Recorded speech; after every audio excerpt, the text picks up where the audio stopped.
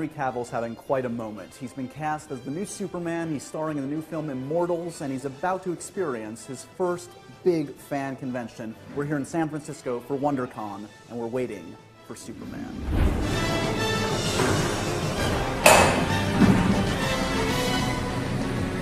That's a dramatic entrance. That's an entrance. How you doing, mate? How are you, man? Good. Okay, so Henry, we're about to walk, not the floor, but the mezzanine level overlooking WonderCon. Have you ever done anything like this before? No, it's my first time. Have you been prepared? Well, let's hope so. What have they told you coming into this? They haven't really told me much apart from, you know, just enjoy it. Do your thing. Obviously, you've got a couple little projects coming up. Immortals, it's November. Yes, that's and this coming other indie Superman coming up a little bit after. Oh, yeah, just a small little job. Yeah. So these are like the core fans, though, that are going to kind of make it or break it. I feel like no pressure, but if they don't like your stuff, you're screwed. Well, I better do a good job then. No, but I mean, do you know what I mean? Like, do you feel any kind of like weight on your shoulders that like these are the fans that probably matter most in a way to projects like these, right? Yeah, absolutely, absolutely. Do I feel any pressure? I think there's always pressure. The question is whether you allow yourself to be affected by it. Right. I mean, because it's ultimately a destructive force. If you're going, oh my god, oh my god, oh my god, and you're panicking, right. Just go, okay, right, do my job, and let's hope everyone likes it. Do some autographs, signing, that kind of fun stuff? Tomorrow, I think, yeah.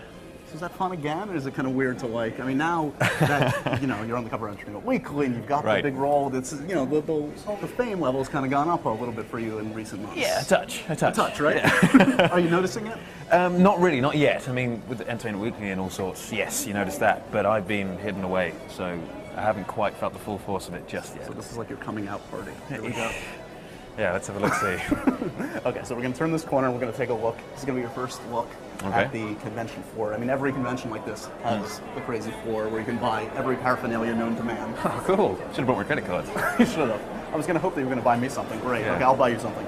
Well, it depends what you say about me. Then, yeah. Okay. All right, so here we are.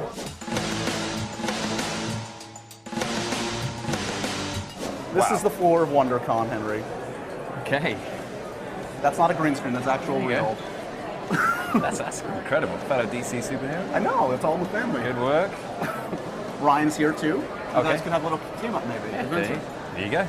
So growing up, did you have a favorite superhero? I know you said you weren't really big into the comics and stuff. Superman, of course. Every kid wants to be Superman. So, yeah. Simple answer. What about Superman? Was it just that he was like he's the best. He's the original. He's the first. Right. He's the Superman. So yeah. Did you ever dress up as him as a kid? I'm sure I did at some stage. Sure I did. It's incredible. It is incredible, right? You can get lost on the floor. Like, what would happen? Let's imagine what would happen if you walked out of the floor there right now. Probably not much at this stage. Oh, I don't know. Oh no. Well, we'll have to test it out. See what happens. Yes. I will give you $100 if you wear a cape and an S. Yeah, a lot more than $100. $1,000. Warner Brothers are doing a lot more. Yeah, you need to get into a bidding war with Warner Brothers. Yeah. Does it feel like at this point, you know, obviously you've had your close calls before, but now that all this is happening, Immortals is happening now, Superman's happening now, does it feel like this is the right age for you to kind of dive into this kind of thing? Absolutely, yeah. I mean, as much as I wanted it at a younger age, I think, you know, you get to a certain point in your life, you go, okay, cool, I'm ready for most things now.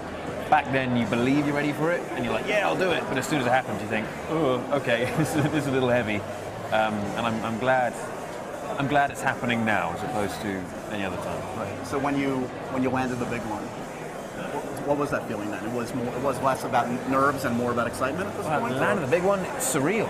Absolutely surreal. I mean, it took me about half an hour just sitting down. I got the phone call and then, you know, ran around the house screaming for about 20 minutes.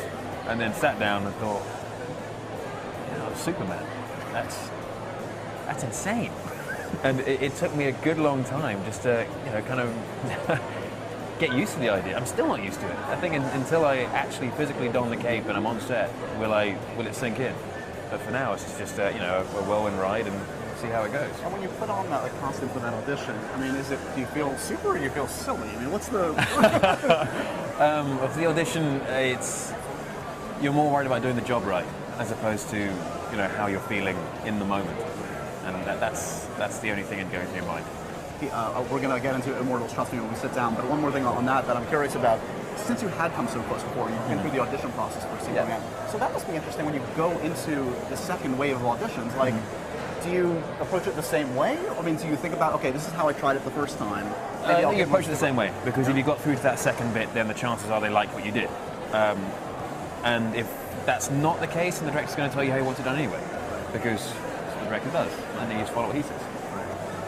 Okay, so we're going to get into, speaking of cool directors, you have Zack Snyder, but you also have Tarsem, who's quite a visionary on Immortals. Yeah. So let's sit down and chat about Immortals. This is going to be a ginormous, crazy film in November, right? Yeah. All right, good stuff.